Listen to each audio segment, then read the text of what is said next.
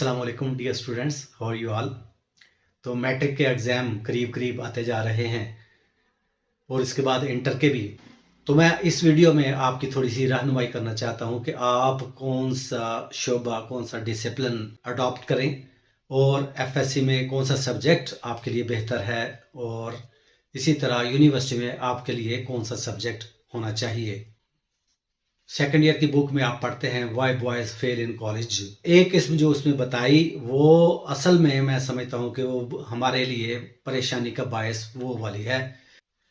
अब देखें, हर शख्स को दुनिया में अल्लाह ताला ने किसी न किसी एक ख़ास नेमत से नवाजा हुआ है। हर इंसान को किसी न किसी खूबी से मुतसफ़ किया हुआ है और वो ऐसी खूबी है जो दूसरों से अलग है। मतलब हर शख्स में एक ऐसी खूबी ज़रूर होती है जो दूसरों से उसको मुमताज़ करती है, यानी एक इम्तियाजी सिर्फ हर इंसान में मौजूद होती है। मैं एक शख्स की बात करता हूँ, वो मुझे लगता था कि ना उसको खाने की तमीज़ है, ना उसे बात करने की तमीज़ है, और ना ही वो गुफ्तगू में इतना कोई माहिर नज़र आता था, और हर कोई उसका मजाक उड़ाता था। लेकिन एक दिन मैं उसकी दुकान पर गया और उसकी डीलिंग देखी तो मैंने देखा कि वो डीलिंग तो बड़ी ज़बरदस्त कर रहा है। तो तब मेरे जहन में आया कि कोई ऐसा इंसान दुनिया में नहीं है जिसको अल्लाह ताला ने किसी न किसी खूबी से नहीं नवाजा।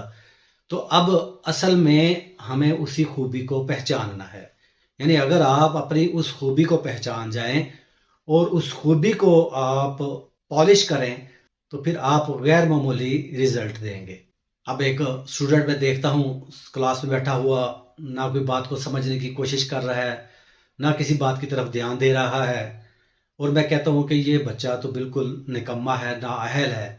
लेकिन मैं उसी बच्चे को जब मैथ के पीरियड में देखता हूँ तो वो बिल्कुल डिफरेंट नज़र आता है। वो बहुत एक्टिव है, हर चीज़ को ध्यान से कर रहा है, हर चीज़ को समझ रहा है, हर चीज़ को समझा भी रहा है। तो इससे क्या मतलब है कि वो बच्चा मैथ में तो अच्छा है लेकिन इंग्लिश में अच्छा नहीं है। अब ज़रा मेरे साथ क्लास में चलिए जहाँ मुख्तलिफ स्टूडेंट्स बैठे हुए हैं। मैं इंग्लिश पढ़ा रहा हूँ, 2-3 बच्चे ऊँग रहे हैं, 2-3 बच्चे आंखें खोलने की कोशिश कर रहे हैं, और कुछ बच्चों की आंखों में इतनी दिलचस्पी नजर आती है कि उनकी आंखों की शाइन संभाली नहीं जाती। और फिर मैं उन बच्चों की आंखों में देखकर पूरा लेक्चर डिलीवर कर देता हूँ, और वो जो सो रहे हैं उनको मैं इग्नोर कर देता हूँ। ये फिजिक्स का पीरियड आया, फिर कुछ बच्चों ने बार बार घड़ी की तरफ देखना शुरू कर दिया, और बाज़ बच्चे इतने इन्हमाक में थे कि जब बेल हुई तो वो हैरान हुए कि पीरियड किधर गया। तो यहाँ से आसानी से आप समझ सकते हैं कि आपका किस सब्जेक्ट में इंटरेस्ट ज़्यादा है, क्योंकि मसला टीचर में नहीं, आपके इंटरेस्ट में है। टीचर में फ़र्क नहीं है, बल्कि आपके लाइकिंग और डिसलाइकिंग का फ़र्क है कि आपको जिस सब्जेक्ट में इंटरेस्ट है वो आपको अच्छा लगता है, वो पढ़ना अच्छा लगता है, वो टीचर अच्छा लगता है।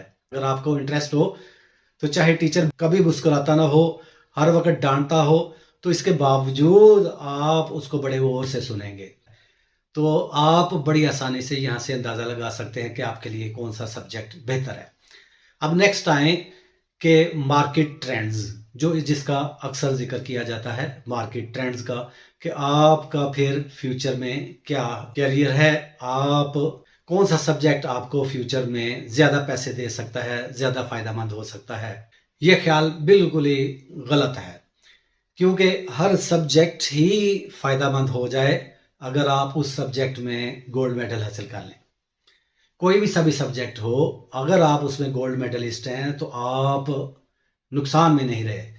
अब अगर आप मार्केट ट्रेंड की तरफ भागते चले जाएं तो जिन सब्जेक्ट्स की ज़्यादा डिमांड है आप उनकी तरफ भागते चले जाएंगे, चाहे आप उसमें इंटरेस्ट रखते हों या ना रखते हों।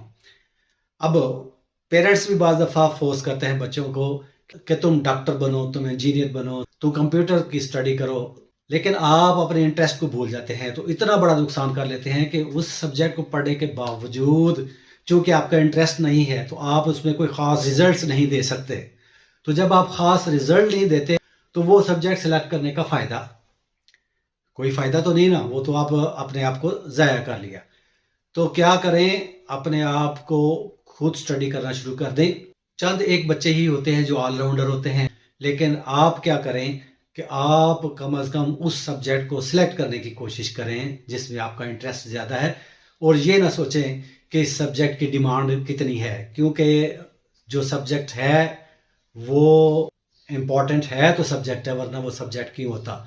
दूसरा ये कि अगर आप उस सब्जेक्ट में गोल्ड मेडल हासिल कर लेते हैं, आप उसमें मास्टर कर जाते हैं, एमफिल कर लेते हैं, पीएचडी कर लेते हैं, तो वो चाहे कैसा भी सब्जेक्ट हो, हर कोई आपको वेलकम कहेगा क्योंकि आप उसमें स्पेशलिस्ट हैं।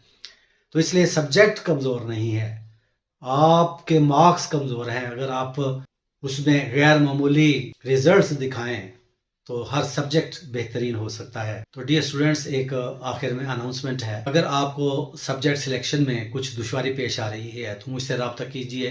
इंशाल्लाह आपके एप्टीट्यूड के मुताबिक आपकी रहनुमाई की जाएगी। आपकी शख्सियत का अंदाज़ा लगाऊंगा, आपका एप्टीट्यूड देखूंगा, आपकी शख्सियत का एनालिसिस करने के बाद आपको सही रहनुमाई करूंगा। तो आप मुझसे रब्ता करें। अल्लाह हाफिज़।